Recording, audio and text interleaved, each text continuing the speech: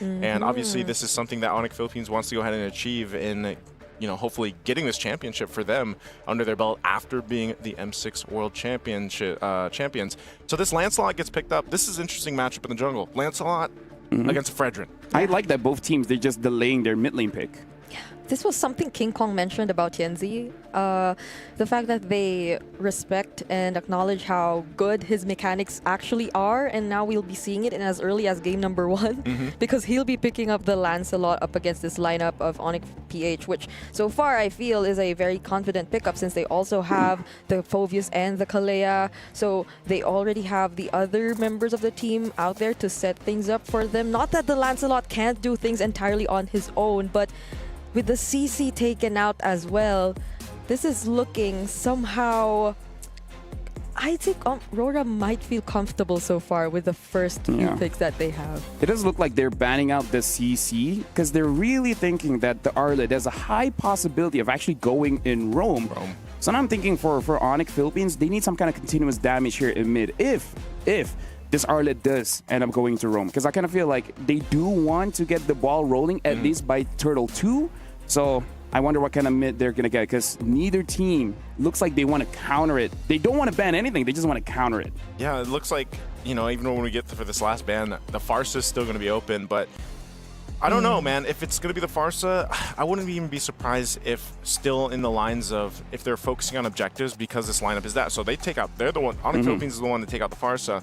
Do they go for something else now that we don't have those two mages that pop up? Zetian's still available, but then you also have an Eve, for example. I wouldn't be surprised if maybe even an Eve comes through for Super Friends, but they have a lot of options. Again, I think that's why it's so crucial that you really consider the hero pools of Onic Philippines. But this is also great because this is also showing once again that the familiarity between the two teams here, and of course the coaching staff. Like, we're going to take the Selena just in case Super Friends was planning to go ahead and get that, like we mentioned earlier on. Yeah, Dexter and MTV are so used to going up against Onic Philippines at Feels this like point. in the Philippines again. Right? We're just in a different place. Yeah, it's just a bit hotter. But it's such a deny pick as well because if you think of the other mages that are left, there are like the Zetian, the Luyi. I know it's one of Super Friends' most used picks, but so far we haven't been seeing much of the Luyi. Did you expect this? So now... I mean, it was in my script. It was? Oh, yeah, actually, it was here. So, yeah, because here's the thing. It was in the script, but actually for Rosa, picking up this Valir, my only worry is damage. That's it. That's it. I mean, you said continuous damage, but technically, you know what? You guys need to take my nuggets of knowledge. Yeah. Because even I don't know I was saying the right things. So you guys have to be fast about it. Ixia. All right, this is interesting because there's no one really able to go to the back line unless it's Arlet or Moskov. But hey, at that point, you just got to be very confident in your own positioning. I actually... Both drafts are very interesting. This is a good match of the day to actually see how both teams really perceive the meta. I'm interested to see the Valir. I'm interested to see the Ixia. I was right, but not in a way that I like it. Anyways, I'm going to give it over to you guys. Thank you so much, LFL. Once again, ladies and gentlemen, welcome here to the English broadcast for MSC 2025 at EWC. It's our third match of the day. And as you're witnessing, our drafts here are phenomenal for game number 1. It is a best of 3 once again for both these teams here. Onic Philippines, the current world champions, going against Aurora from Turkey, will be going against each other. And who gets the first blood here, we're going to find out in this series. Welcome to it. It's me and Brigida to bring you the action. I cannot believe we're seeing the Valir-Selena matchup for game number 1. Lafell did mention continuous damage, but whether or not they're able to maximize that, we'll see it now because they're playing it very aggressively in the first few minutes. But Super Friends, because of that aggression, is forced to flicker out and will receive the Sword Rose first blood immediately for Aurora Gaming. I don't know what our fastest first blood. I know it was around like the 30. 26. 26? We beat it yesterday. Okay. It was beaten yesterday. They wanna beat the record. Yeah. Still under the minute. First blood going in the hands, especially for Tianzi. Yeah. That's great for Lancelot to get a start here, and you can see this. This is what I was worried about for King Kong, though, too, because if you get a lead, You then have to rely on the team to help you, even this. This is such an aggressive start for Aurora Gaming, and the Abyssal Arrow lands onto King Kong! Second casualty of the game, but the punish, they'll be able to take down Apex 47. Okay, things are looking good for Aurora Gaming right now. It's a great start for them already. 2 kills for TNZ, you know, an assassin that has popped up multiple times already throughout our tournaments here. And you get 2 early kills, that's going to be great for you. You can already see the emblems too, nothing too crazy, but you got a whole lot of tank emblems. And of course, you're still going to see that temporal rain here for the Valier. Yes. Apex? Okay, he's not going to get stunned. So it seems like whenever Super Prince does want to go for the Vengeance Flame, again, that has some sort of purify to it, you'll be able to spam your skills a lot more. The team fights will be a lot more difficult for Aurora Gaming if ever they get to be the recipient of the Burst Fireball then and now, every now and then. But still, like, I mean, the mere fact that there's a Selena and you're a Fredrin, right? It's not going to be fun. It doesn't look too good. So let's see how this pans out. Aurora Gaming are the first to position themselves in the turtle. All right, they'll get positioned. You can see the rotating happening here too. Superbone making his way down for this turtle. So they want to go full force for this fight. They want to secure the objective. They've already had a good lead. Oh, it's going to break out. Brusco forced off of this. He doesn't have level 4, so no final slash. That's an easy turtle. I think they just disengage. Oh, but Onic might want to go for it, though. Brusco, the Tsunami Slam will be used onto him. And then now Lunar will be isolated on the back line, but so will be Brusco. He is the first to fall, and Lunar will be next. But does Aurora still want to fight this? Now it's Rosa. She won't be able to escape. So somehow Onic might have equalized it in a way. I mean, at least they get 2 kills off of that. You know, it's still a small lead for Aurora Gaming right now, but this is, I guess, that was a preview of what the lineup is capable of for Onic Philippines. Obviously, they're going to need some more time. Also, when that fight before it broke out, the Spear of Destruction from Kelra came through, but it didn't land, so he couldn't join this fight. So, you know, essentially, you find yourself in this, but still relatively even because it's a 4v4, and they just go for it. And it's, you know, it's one of those lineups from Onic Philippines that needs time to literally cook here. But Rosa gets taken out, of course, from King Kong, and he's got a little bit of catching up to do. I'm not sure if he's too far behind in terms of gold, but at least, you know, he's about half a level or a level or so behind TNZ right now, and TNZ is 3-0 on this Lancelot already. That's huge for a Lancelot to get an early 3-0, which is why Onic PH, they might be respecting this right now. They're playing somehow a little more careful, but now that they see Rosa isolated in the mid lane, they find a way to deal with him. Now going for Apex 47 next. These are 3 members of Onic PH, but that's the Tsunami Slam already committed onto Brusco. TNZ also here, but they won't be committing the fight just yet. Okay, King Kong wants to take this because, as you can see, he's 2 levels behind. So he goes and grabs that. Turtle's going to be up in 10. So Onic, what they're really looking for is just some of these pick-off potentials. They found them. They've pretty much dissipated the gold lead that Aurora had. Mid lane's going to be put some pressure here, but this is what we're going to see. Aurora Gaming goes back into position for the objective. This time around, though, you still got both gold laners up on their own. This is going to be started up. Super Prince picking up a glowing wand. So now Rosa firing off from the back angle, but will be forced back. King Kong, even despite it all, we'll just jump on in, and this is the hard part for TNZ. He's got to find the right window. They start things off, use the final slash, but then the turtle, it's still going to the hands of Aurora. Rosa also takes the kill on Brusco. King Kong somehow trades Apex 47, but Rosa with a double kill takes down Super Prince, and Kirk makes it just in time to find the kill.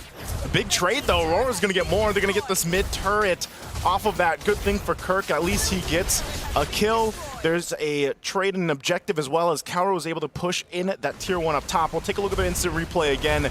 This was a fight that was in favor of Aurora. TNZ goes in, especially with a full barrage laid down right there. It was a great fight position for them, and they kind of separated Onic Philippines. You know, the Super Fam literally got separated in this fight, and they had to just kind of be in that position of, let's go get something.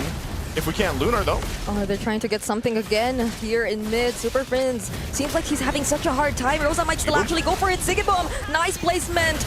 But still, It's literally so difficult for Onic Philippines to find an angle here. The biggest worry for Onic PH at this point is it feels like they need a bit more time to set up for them to be able to use their skills, similar to the Appraiser's Wrath when they wanted to go for that objective.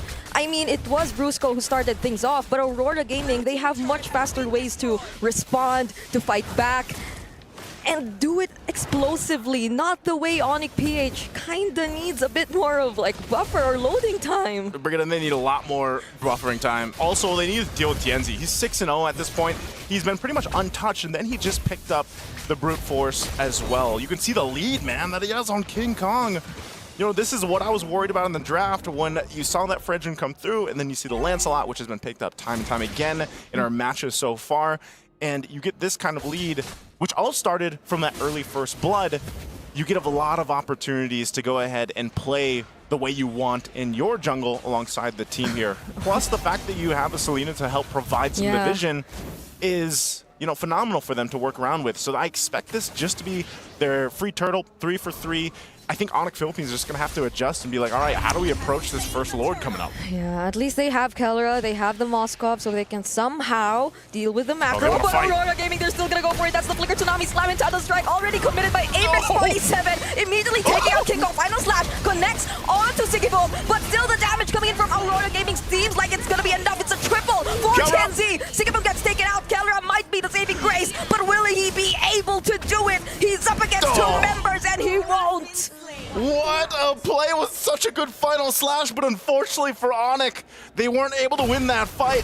Great placements here from Aurora Gaming. Again, it was initiated by them. Look at the final slash that comes through, even onto that full barrage. Yeah. Great placement, but again, they were behind, and Kelra really wasn't there for that majority of that fight until the end here. And he really can't go against a Tienzi. Look at him, he's 10-0-1 on this Lancelot. What is this KDA? How did this come? Has he found the right balance between aggression? Okay, so out of the 14 kills, he hasn't been part of 3. Yeah. Just 3. The math is not Quick mathing, maths. but you know, it's just how surprising the game is. Imagine this much of a lead between Tienzi and King Kong. That's 3K? Around 3K? Between the Fredrin and the Lancelot. And you know that if it is a Fredrin jungle, then you basically are going to be the utility. You just want to set things up for your teammates, but Kelra, oh no, Apex 47 there to protect his teammate, there to protect Siggyboom. They have to reposition unless Onic PH still want to take on this fight. There is somehow still a lead between them and Aurora Gaming, but it feels like they desperately want to at least get something. Yeah, it seems like Onic Philippines right now is kind of scrapping for whatever they can get. No. That is a massive differential between the junglers right now. Tienzi, this is how confident he can be too, that he just takes things from King Kong. So, you know, that's tough to see, especially if you're in that position for King Kong right now and you're down multiple levels. Whoa, Super Fritz? Okay, at least the flicker was there. But that was a very close call. I mean, Super Prince was confident enough to not use the Vengeance Flame, not like it could do much anyway. But still, at least they still have, or he still, no, he actually used it. No, the Vengeance Flame, not the Flicker. So now, how does Onic PH deal with this? Kurt, will he try to look for a setup? King Kong up front. Oh, they seem to be bursting Lunar down. Gets to switch targets though, looks for Super Prince, and the full barrage immediately cancelled out. King Kong, however, he won't be able to tank enough damage. Kirk also next on the chopping block. Double kill for TNZ. That's enough members taken out from Onic PH. It's only the KK connection left alone. Oh, Rosa, okay, throws down an arrow, but not going to connect. They get everything that they wanted here. They're also going to get this Lord. Time and time again, in fight after fight, Onic Philippines just can't get one in favor for them. Even if they take someone down, it's just Lunar, because Lunar's just jumping in front of 5 dudes. And he survived. He's jumping for the super fam, and he's look at how long he survived. He went in back again, got a kill. He's like, oh, hold on, I'll come back. And like that ends up working out for them. And this is once again this lineup that Aurora Gaming has is just, it's working in synergy really, really well. Yeah. So as they lead into this Lord is going to be pushing with them. This is going to be a tough one to defend, I think, even this early on.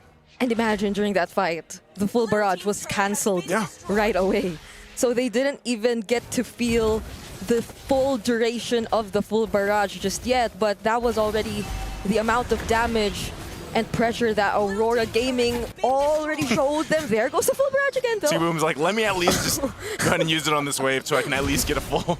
But he even ended it, so he's like, nah.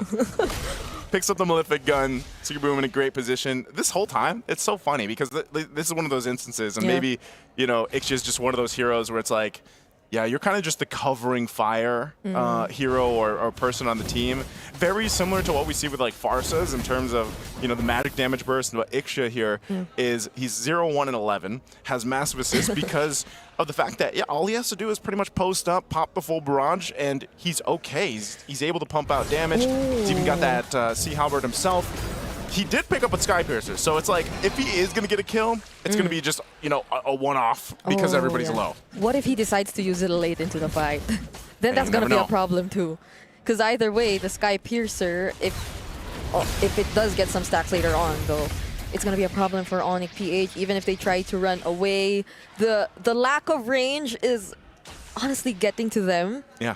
They have no ways to deal with, again, Sigiboom. And even during the times where Brusco does find the final slash, does find the stun, who could you rely on to supply the follow-up damage, to burst down these damage dealers from Aurora Gaming? Literally none. You gotta rely on your fam. That's why they're the super fam. But right now, it's not working out for them. And there's been some good final slashes from Brusco, but like you said, and you know, earlier on, we need plenty of time before anything to happen for Onic Philippines. If you really want to see them turn this fight around, they have a massive gold deficit to worry about and work against.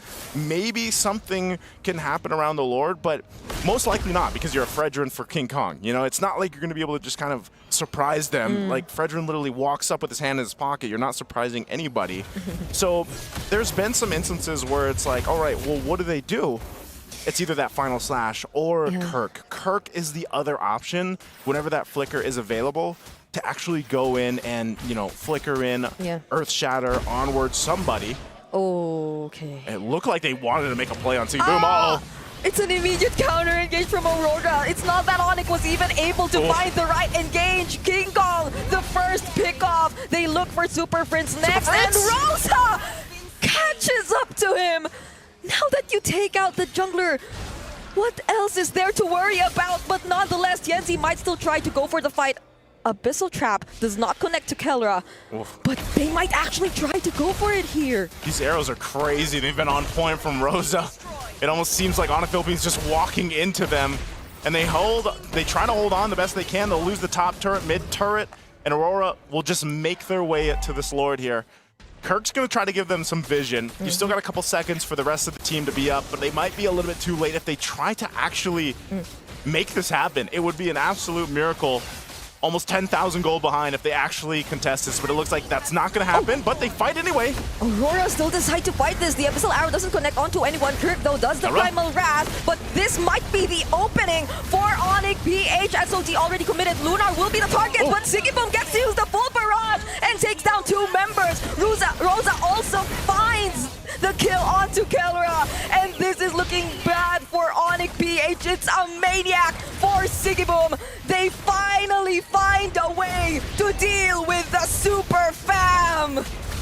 And Aurora Gaming will take game 1 in this best of 3